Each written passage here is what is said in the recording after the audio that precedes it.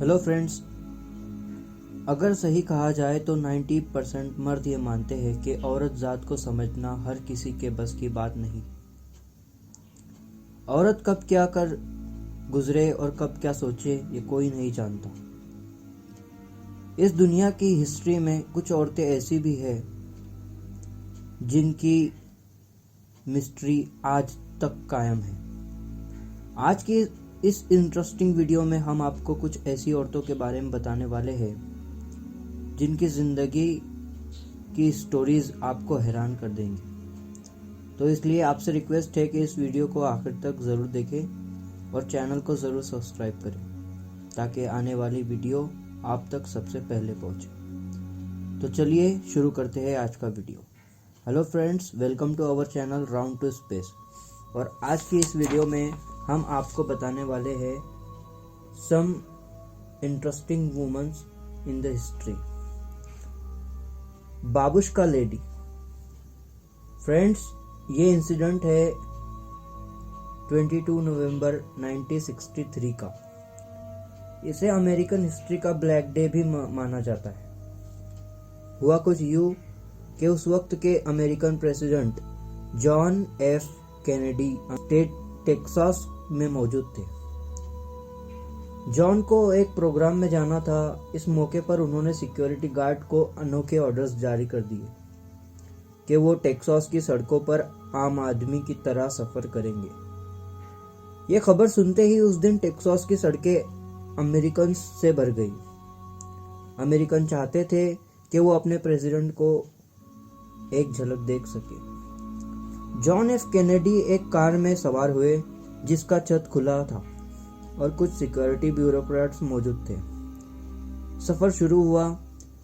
कुछ गलियों से गुजरने के बाद जॉन एक चौक में पहुंचे जहां पर भीड़ लगी हुई थी। सब कुछ नॉर्मल था कि अचानक एक आवाज आई जैसे किसी ने पिस्तौल से कोई फायर किया हो। और ये आवाज रियल थी। गोली अमेरिकन प्रेसिडेंट की गर्दन को चीरते हुए निकल गई और भगदड़ मच गई और लोग वहां से भागने लगे। लेकिन उस भीड़ में मौजूद एक औरत फोटोग्राफर भी थी जिसने स्कार्फ ओढ़ रखा था। यह औरत उस हादसे में बहुत ही नॉर्मल और शांत दिखाई दे रही थी। गोली लगने के बाद जॉन एफ कैनेडी अपनी आखिरी सांसें ले रहे थे, जबकि वह औरत बहुत ही पुरसुकून और शांति के साथ उनके करीब गई और उनकी फोटोज लेने लगी। कुछ समय बाद वो औरत एक तरफ चली गई। बाद में कातिल का पता लगाने के लिए उस लेडी को भी शक की बुनियाद से देखा गया। जबकि इंटरेस्टिंग बात तो ये है कि अमेरिकन पुलिस और खुफिया एजेंसीज भी उस औरत के बारे में मालूमात हासिल नहीं कर सके। वो कौन थी, कहाँ से आई थी और क्या वही जॉन एफ कैनेडी की कातिल भी थी, ये सब कोई नहीं जान सका।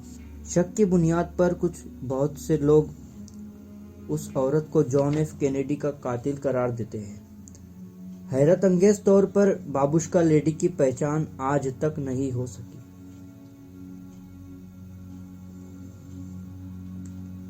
Elijah lamb.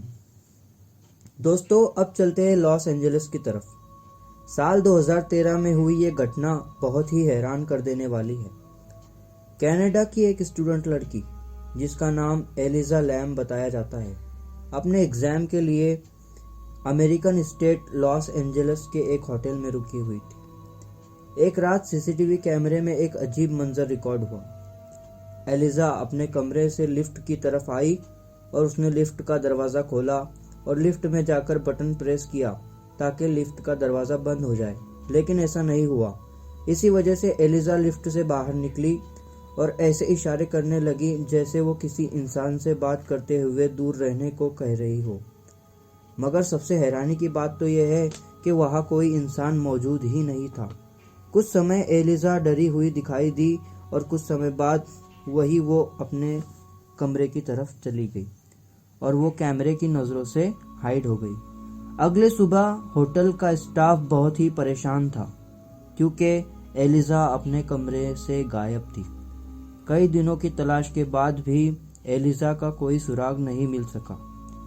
इस दौरान एलिजा के घर वालों से भी कांटेक्ट किया गया, इस अंदाज से कि शायद एलिजा वापस कनाडा तो नहीं चली गई, लेकिन इस बार भी होटल मैनेजमेंट नाकाम रही।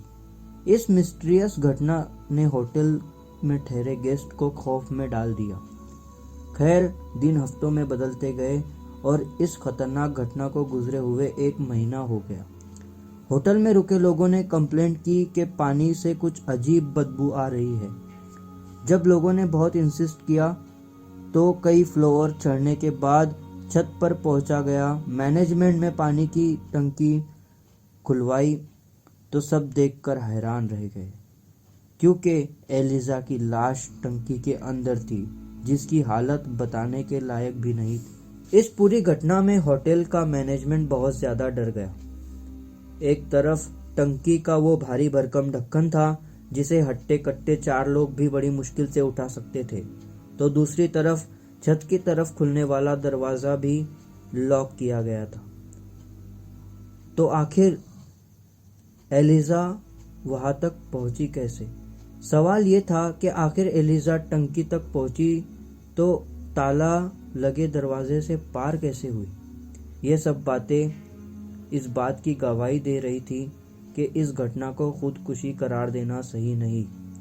फैक्ट्स ये बता रहे थे कि किसी इनविजिबल एनर्जी यानी अदृश्य शक्ति ने एलिजा की जान ली, लेकिन यह घटना आज भी एक मिस्ट्री बनकर रह गया है।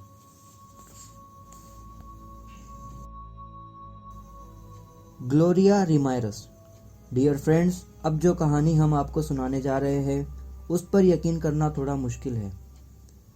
ग्लोरिया रिमायरस नाम की एक औरत अमेरिकन स्टेट मेक्सिको में रहती थी। वो अपने हस्बैंड और बच्चों के साथ एक नॉर्मल जिंदगी गुजार रही थी। एक दिन अचानक उसकी तबीयत खराब हुई और उसे हॉस्पिटल में एडमिट कर दिया गया। डॉक्टर्स ने इमरजेंसी ट्रीटमेंट शुरू कर दिया। वो जितनी दवा करते उतनी ही बीमारी बढ़ती जाती।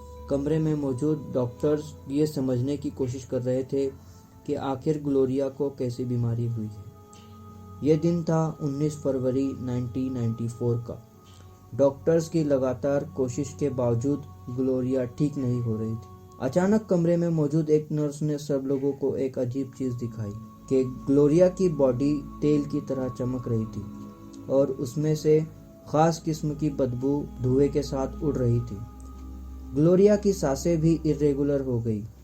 इस बदबू ने सारे कमरे में मौजूद 3 डॉक्टर्स और 3 नर्सों को बेहोश कर दिया। ये घटना एबनॉर्मल थी। जब इस बात का पता हॉस्पिटल के अथॉरिटीज और स्टाफ को मालूम हुआ तो बहुत सारे डॉक्टर्स ने कमरे में जाने की हिम्मत की और एक एक करके 22 लोग इस बदबू से इन्फेक्ट हुए। कमरे में खड़ा होना मुमकिन नहीं था। ग्लोरिया बेसुध हो चुकी थी क्योंकि अब उसकी जान जा चुकी थी। आखिरकार मास्क और स्पेशल सूट का इंतजाम किया गया। सीनियर डॉक्टर्स ने स्पेशल सूट पहना और कमरे में गए। कई तरह के टेस्ट किए गए ताकि इस अजीब व गरीब घटना को सुलझाया जा सके, लेकिन डॉक्टर्स किसी भी नतीजे तक नहीं पहुंच सके। जिसके बाद एक एल्यूमिनियम के ताबूत में ग्लोरिया की लाश को रख के कमरे के बाहर लाया गया और उसकी अंतिम रिचुअल्स केयरफुली पूरी की गई। आज तक ये केस सॉल्व नहीं किया जा सका, लेकिन कई थ्योरीज इस घटना के बारे में मशहूर है। कुछ लोगों का मानना है कि ग्लोरिया को किसी जहरीली चीज ने काटा, लेकिन फैक्ट्स इसके उलट है। बहुत से अमेरिकन्स ग्लोरिया को टॉक्सिक लेडी भी कहते हैं, जबकि कुछ लोगों ने दावा किया है कि ग्लोरिया को किसी एलियन या किसी अदृश्य शक्ति ने कत्ल किया है।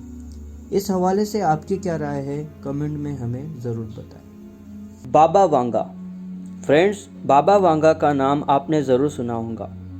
बल्गारिया की एक ब्लाइंड लेडी अपनी भविष्यवाणियों की वजह से मशहूर है।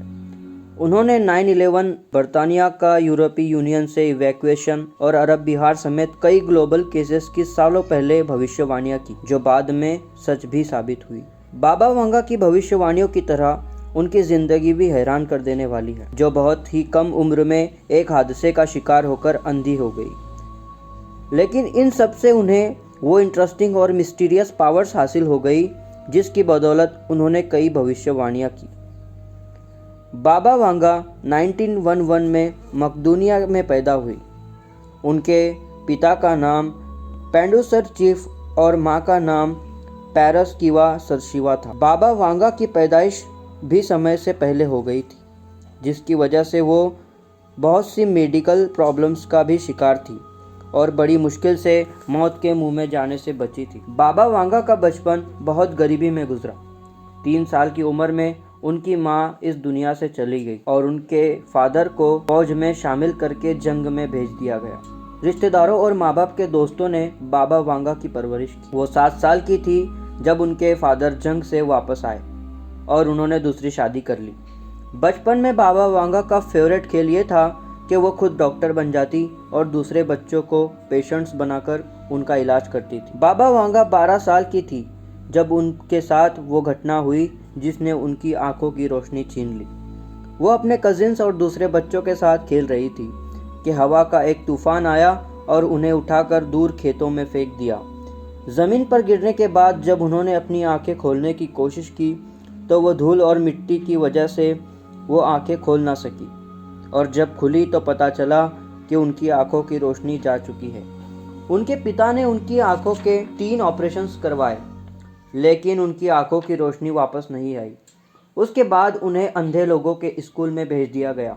अभी 2 साल ही हुए थे कि बाबा वांगा की सौतेली माँ मर गई और उसके बाप ने सौतेले छोटे भाई बहन की देखभाल के लिए उसे स्कूल से वापस बुला लिया। 18 साल की उम्र में उन्हें फिर एक बार क्यूरेसी नाम की बीमारी हुई और वो एक बार फिर मौत के मुंह में जाते बाल बची। शुरू में उन्हें अजीब तरह के ड्रीम्स आने लगे जिनमें वो मिस्टीरियस आवाज़ें सुनाई देती थी और वो मर जाने वालों और पेड़ों से बातें करने लगती थी। इसके साथ ही उन्होंने भविष्यवाणियों का सिलसिला शुरू कर दिया जिनके बारे में अब पूरी दुनिया जानती है। उन्होंने कभी कोई भी प्रेडिक्शन को लिखा नहीं, बल्कि हमेशा अपने पास वाले लोगों को बताई और उन लोगों ने उसे सुरक्षित कर लिया। बाबा वांगा की डेथ 85 इयर्स की उम्र में 1996 में हुई। उनकी कई भविष्यवाणियां पूरी हो चुकी है और कुछ अभी भी बाकी है। इस इंटरेस्टिंग औरत ने पूरी दुनिया को अपनी बातों से हैरत में डाल रखा है। तो दोस्तों, ये था हमारा आज का वीडियो जिसमें हमने आपको इस दुनिया की कुछ इंटरेस्टिंग वुमेंस के बारे में बताया। तो इन इंटरेस्टिंग वुमेंस के बारे में जानकर आपको कैसा लगा कमेंट में ज़रूर बताएं और लाइक करें और अपने दोस्तों के साथ शेयर ज़रूर करें। आज के लिए बस इतना ही। Thank you.